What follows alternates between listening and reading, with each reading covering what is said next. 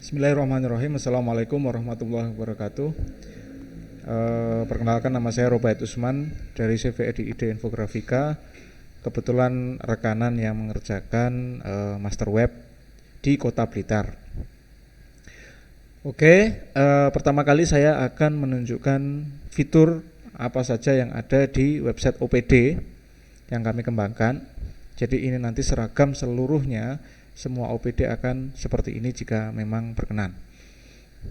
Pertama kali adalah di sini ada running text. Running text ini nanti berfungsi untuk sebuah slider tag yang isinya mungkin konten-konten yang penting perlu ditunjukkan. Maka kenapa ditaruh di paling atas. Kemudian beranjak ke bawahnya, itu ada namanya slider. Di sini slider secara otomatis nanti ketika di-gridkan website OPD itu secara otomatis, secara default nanti munculnya seperti ini. Nah, nanti Bapak Ibu akan kami berikan tutorial bagaimana cara mengganti slider-slider sesuai kebutuhan Bapak Ibu, sesuai dengan OPD masing-masing. Kemudian ada profil singkat dari OPD tersebut. Di sini akan dimunculkan kepala dinas atau ketua OPD masing-masing, dan ini secara otomatis terintegrasi dengan BKD Kota Blitar. Kemudian selayang pandang Bapak Ibu nanti juga bisa menyesuaikan sesuai konten masing-masing. Tapi secara default adalah seperti ini. Untuk tutorialnya nanti kami berikan. Lanjut ke bawahnya ada modul berita terbaru, di mana ini adalah modul inti ya, termasuk modul inti yang menginformasikan atau mewadahi berita-berita yang nantinya Bapak Ibu akan inputkan di website masing-masing. Di sebelah kanannya ada modul agenda. Agenda ini berfungsi sebagai memunculkan atau menyuguhkan informasi yang nantinya memuat agenda yang Bapak Ibu nanti inputkan di masing-masing OPD sesuai dengan OPD masing-masing. Jadi misalnya Diknas atau Dinsos itu tanggal berapa, tanggal sekian ada acara apa di sini. Nah, nanti Bapak Ibu akan kami berikan bagaimana caranya menginputkan agenda. Kemudian di bawahnya, beranjak ke bawahnya ada modul dokumen atau pengumuman. Nah, modul ini berfungsi untuk menyuguhkan sebuah data.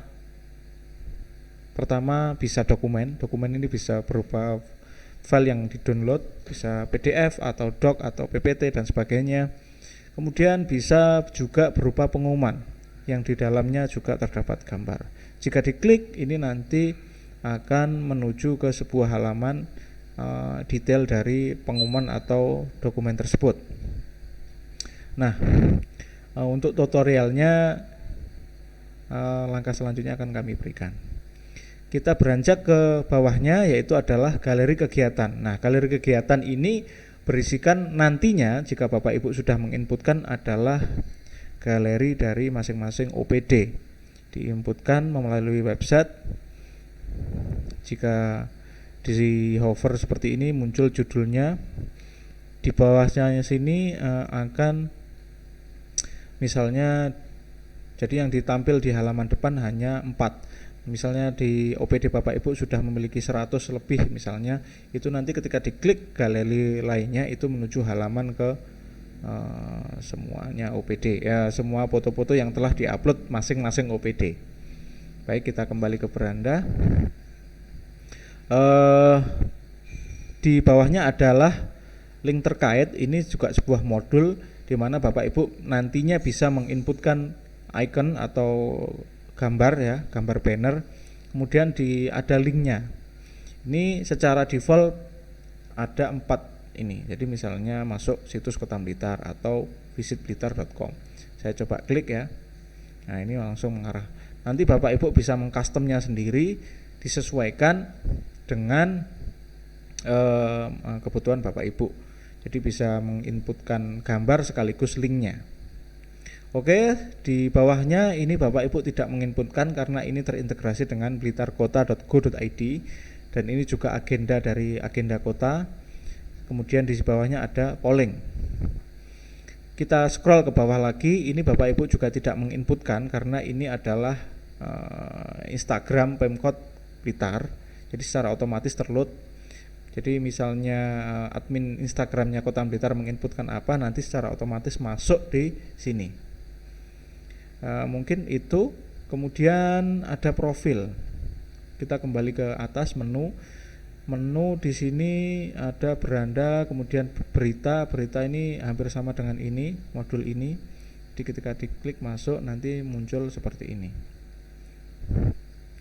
Kemudian ada profil yang secara garis besar intinya secara default otomatis ada sekilas, kemudian struktur organisasi, tupoksi, visi dan misi. Nanti Bapak Ibu akan kami ajari bagaimana cara menambahkan konten dan mengganti konten default dari webmaster. Kemudian ada dokumentasi seperti yang telah kami berikan tadi. Kemudian kontak kami di sini ada alamat yang ada di nanti Bapak Ibu bisa mengcustom atau mengedit dari konten default.